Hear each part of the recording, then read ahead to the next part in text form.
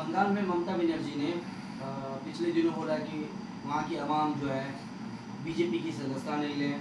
अब ममता बनर्जी का ये कहना है कि बीजेपी बंगाल पे कब्जा करना चाह रही है और हम दिल्ली पे कब्जा करेंगे। इसको आप किस तरह देखेंगे? ममता बनर्जी को भी सपने देखने का अधिकार है। पहले वेस्ट बंगाल बचा लें, फिर दिल्ली की सोचें, क्योंकि उन्हें पता होना चाहिए कि बीजेपी बहुत तेज़ी से वेस्ट बंगाल में बढ़ रही है और कब्जा वगैरह जैसा कुछ चीज़ नहीं होता डेमोक्रेसी में। डेमोक्रेसी में अगर आपको लोगों का समर्थन प्राप्त होगा तो लोग आपको मौका देते हैं कि आप सरकार चलाएं और गुड गवर्नेंस दें। ममता जी को मौका मिला, लेकिन ममता जी ये मौका को सही प्रयोग नहीं कर पा रही हैं, सही उपयोग नहीं कर पा रही हैं। वो तो समाज को बांटना चाहती हैं, वो किसी एक तबके के लिए काम करना चाहती हैं, वो आकाशी को आसमानी बोलना चाहती हैं, रामधेनु को रंगधेनु बोलना चाहती हैं। क्या कारण है? ममता जी को खुद सोचना चाहिए। कहीं ऐसा तो नहीं कि सत्ता के मद में आके ममता जी सब कुछ भूल चुकी हैं कि वो सबकी नेता हैं और उन्हें फिरका परस्ती नहीं करनी चाहिए। उन्हें कम्युनलिज्म से ऊपर हटकर सबके बारे में सोचना चाहिए। भारतीय जनता पार्टी ये सब इशू उठाएगी, विकास का मुद्दा उठाएगी। विकास तभी हो सकता है जब सत्ता में बैठे लोग सबको बराबर की दृष्टि से देखें, सोचें राज्य के बारे में कि राज्य को कैसे आगे बढ़ाया जाए। जो लोग वहाँ इन्वेस्टमेंट करने आए उनको सुरक्षा दें, जिससे कि उनकी जान माल की क्षति ना हो।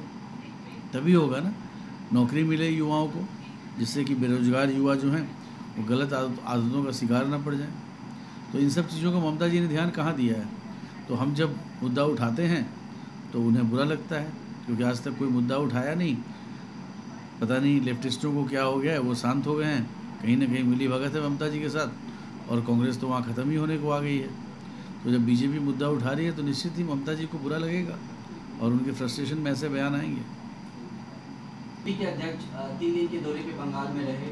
लगातार उन्होंने अपने कार्यकर्ताओं और वहाँ जमीनी स्तर पे कार्यकर्ताओं से मुलाकात किया और उनका ये कहना था कि कहीं न कहीं अभी भी बंगाल में गरीबी है, गरीब प्रदेश है और आने वाले दिन में बीजेपी वहाँ चुनाव जीतेगी। इसको किस तरह देख रहे हैं?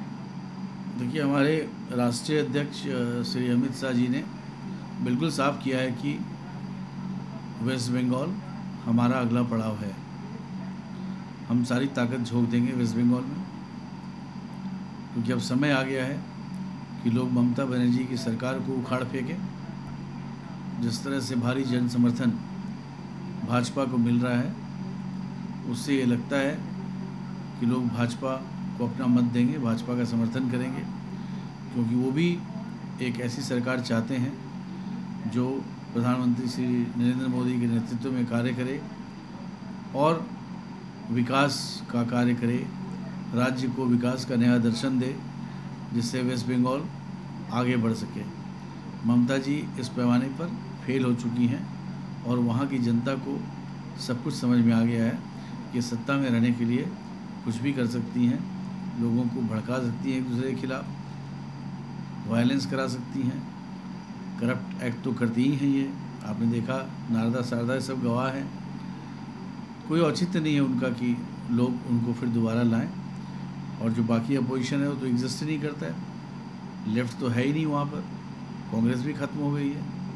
तो बीजेपी अपने बल से, अपने आइडियोलॉजी के बल पर, राष्ट्रीयता के ऊपर और विकास के विज़न को लेकर वेस्ट बंगाल में घूम रही है और हमें भरोसा है कि हम वेस्ट बंगाल में अपनी सरकार बनाएंगे। नारदा मामले में कोलकाता हाई कोर्ट ने केस सीबीआई को सौंपा, टीएमसी सुप्रीम कोर्ट पहुंची, वहां केस खारिज कर दिया गया। अब सीबीआई उस पर ऑलरेडी कार्रवाई कर रही है और उनके नेताओं पे केस चल रहा है सीबीआई का। अब ईडी ने भी 12 उनके टीएमसी के नेताओं पे केस दर्ज किया है। इसको आप किस तरह देखते हैं?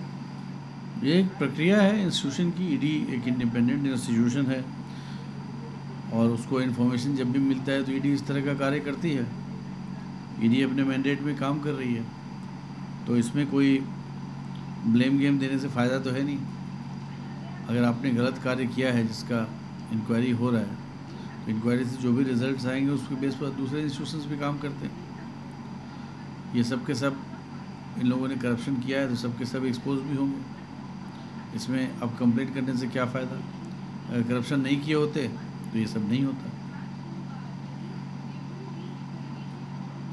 दिल्ली में जेएनयू में रामजस कॉलेज में